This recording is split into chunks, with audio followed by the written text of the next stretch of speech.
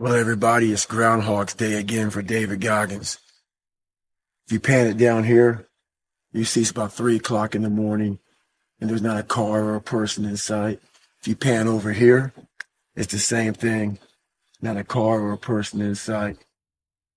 People want to know where I find my strength at, where I get my strength. I get it from a lot of places, but right now, this morning, I'm getting it from, there's not a motherfucker that's up. There's not a car. There's not a person. Everybody's in their bed, sleep, dreading that it's a Monday, hate it's a Monday. And I'm loving it. I'm loving that. Where everybody's getting weaker, I'm getting stronger. It's not about the running, the swimming, the push-ups, the sit-ups. It's about what those things do for your mentality. You don't get better on the daggone couch. You get better by coming out here and getting the fuck after it every daggone day. Stay hard. What you need is the one thing I talk about in my book, which is straight up brutal work ethic. You have to be willing to outwork everybody in the world. And that's the hard part. That's the hard part. This isn't like some 5-step process where you can do these 5 fucking steps. You're going to end up with this magical world. Nah, I'm basically teaching you how to callous over your victim's mentality. I'm teaching you how to, like I did 67,000 pull-ups in training for the pull-up record. I was seriously callousing my hands to protect them. What I'm trying to do with people is teach them how to find more themselves to where they empower themselves. I'm all about the underdog. So that's what the book's all about, man. It's all about having that step process. And I had to share this with people. You have to suffer. You have to make that a tattoo on your fucking brain. So when that hard time comes again, you don't forget it. You may forget it for a second, but you can go back in the cookie jar, I call it. It's something that we've all endured. We often forget how hard we are, but you got to reflect back. Take a couple seconds to reflect. I've been through this. I've been through that. And then remind yourself, I'm a bad motherfucker. And then you can get through that shit. But if you don't believe it, you haven't endured shit, you're just blowing smoke, man. And you're not going to be able to get through anything. There is no get out of jail free card. This is why I say stay hard. Because when you weren't given the gifts, the only thing you can do in life is stay hard. And I know people cannot stand me. They can't stand this talk. This is all you can do. There's no magic pill or a magic potion. All you can do is outwork the man that God created or woman in you. And what that looks like is unfun. That's why I said, do not do a documentary on me. Because people will not see the truth. They will see what they want to see. Is I don't want to live like that. Good. Good. And you will live exactly the way you live now, questioning who you are, wondering what is possible, wondering what you are capable of doing. That's how that looks. So all I thought about when I was growing up is, man, I can't wait till one day it gets to the point where I no longer have to do this stuff. But what happens, I got older, it became a way of living. So how I do every day is how I do every day. It's a discipline. It's a regimen. It was a choice I made. And the choice I made was, what are you willing to sacrifice? And what are you willing to give up to find every bit of who you are as a human being? And I was willing to give everything to do that. All right. The time of year, we try to make our dreams come true.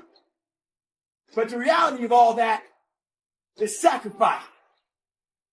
And those dreams quickly become nightmares.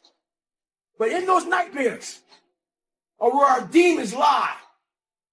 That's the domain in which they know we don't want to go into all those early mornings. It wakes up all these things that we failed at. Past childhood drama. Those demons are in those nightmares. That's what keeps us from accomplishing our dreams. Oh, they know every year we got them. So this year, your back is turned to the doorway. Because they know you ain't going into nightmare land. But you're going in there. And when the backs are turned, you can rear naked choke them motherfuckers out. Every one of them. That's the mentality you must have. And always have. Stay hard. I had lived hell. And when you put yourself in hell, that's the only time you can figure out how the fuck to get through that motherfucker. You can't read somebody else's book about some theory on how to do shit. Some guy who sat up in their nice warm office and wrote some book with a nice cup of coffee in the fucking hand. No, I want to see that guy who immersed himself in fucking hell. And he thought about quitting and leaving and his wife and his kids. And why am I here? Is it worth it? All this crazy shit. And still said and found out a way to get through it. We all want to read about how we can quickly get somewhere. That's why the 6-minute abs and all sort of shit is so powerful. You may get some results from it, but they're not permanent. I had to stop giving a fuck about people. That was the biggest thing. I had to stop caring what people thought about me. I realized that everybody's fucked up. That's the one thing I realized. I walked around and I put these people on a fucking pedestal. Everybody was better than me. So I can't tell you anything about me because you're going to judge me and I'm going to feel even worse than what I am. What I realized, once I calmed my mind down and sat back and looked at how jacked up this world is, once you realize that you are not alone, everybody that's talking to you about how jacked up you are, only thing they've done better than you is they've hidden their fucked up world better than you have. That's all they've done. Well, life took me somewhere unexpected. I'm unprepared. It's about 6 degrees out here, and I'm underdressed. But guess what? No one gives a fuck. You gotta get the motherfucker in. Sometimes life can really hijack your fucking mind. When that happens to you, you're all fucked up. Your goals, your ambitions, everything is out the fucking window. In life, we all go through different things. Sometimes your girlfriend or boyfriend breaks up with you. Guess what? Get the fuck over it. They no longer want you. Maybe you failed a test in school. You worked your ass off. Guess what? You failed the fucking test. Get over it. Move past it. Learn to not let life hijack your brain. At work, you've been working your ass off for that new promotion. You don't fucking get it. Someone else does. Maybe they kiss better ass than you do. Guess what? Get over it. Life will hijack your mind if you let it. Don't allow all these things to make you a lesser person. You must own your mind. Don't let life own yours. Get after it. Stay hard. And for me, it took every bit of focus I could. And I know social media, that's why people love to go on there. Because they want to show you the good side of life. I'm not teaching good side of life. For the majority of us, it's hell. And so while people love to show you the cars and the house and the vacations and shit, I want to show you the side that I know most of you are going through. And people hide very well.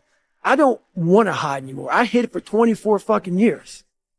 That's why now I told you, we can talk about whatever you want. It's funny. Human beings want to show you the best side and they want to hide the worst side. For me, I'm going to teach you how to be vulnerable. Because that's the only way you fix yourself. You don't fix yourself by coming out here and me selling you some fucking books. I want you to learn that the only way you grow is how to look at yourself and say, okay, like I did, what the fuck I have to do to get somewhere? There was nothing good on there. Nothing. Yeah, I love playing basketball. I left that out. That's something I love to do. I don't care about that. That didn't make the fucking list.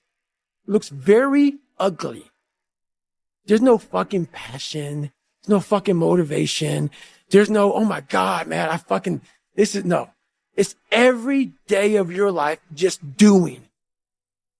No passion. No discipline, no motivation. Someone's sitting in the room by themselves and they figure themselves out and say, God, this is going to fucking suck. Where's passion when you're 300 pounds? Where's the motivation when you can't read and write? Where is it? So how did this happen? I just fucking did. I just did. I said, maybe at the end of this journey, there'll be something there for me. If not, I can read. If not, I'm 185 fucking pounds. There's no magic potion. There's no, oh, let me wake up and look at some shit. No. All those words are overused. They're bullshit. It's all bullshit. Just do. You're living. How do you want to live? How do you want to die? How do you want to fucking be remembered? That's it. That's it. Period. When I was 300 pounds, trying to lose fucking weight to get a Navy SEALs, my goal was to go out, I had a plan. My plan was to go out there and run 4 fucking miles. But guess what? Everybody's got a fucking plan so they can hit in the fucking mouth. That's for Mike Tyson. So when your plan fails, when those Boston fucking laws get too heavy, when you get knocked the fuck down in the fucking canvas, when everything falls apart in your life and your plan is fucked up, what the fuck are you gonna do? There's only one motherfucking option. Stay fucking hard. Let me teach you the real life, how it really is. The reason why you're a loser, and the reason why you're not fucking making it, and the reason why you're trying to go through all these, I go to all these fucking conventions, speak all the fucking time. I look in the fucking audience and these people sign up fucking every year to go to a convention, thinking they're going to learn something fucking different. No, you're lazy. You know exactly what to do. It just sucks doing it. It sucks to do it. It sucks to wake up every morning of your life and say, God, man, I'm not smart. So guess what I gotta do? I gotta study the same shit. Do it again. Do it again. Do it again. It's not just there. It's not just there permanently for me. So yeah, it's all stick. It's all stick. The only carrot you have is like, maybe. Because whenever I take these tests that are real hard, in the back of my brain, it's like, good chance you're not going to make it, Goggins. This ain't you, bro. This ain't you. You weren't born like this. This ain't you. The real you, bro.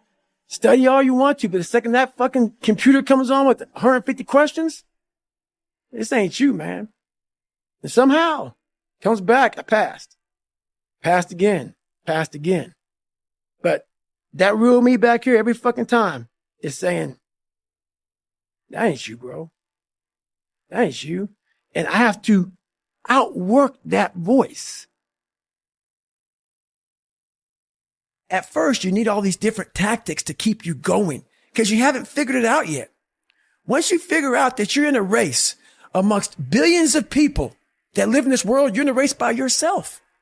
You have a purpose, and it's your purpose, not everybody else's purpose. It is your purpose and only your purpose, and it's your race.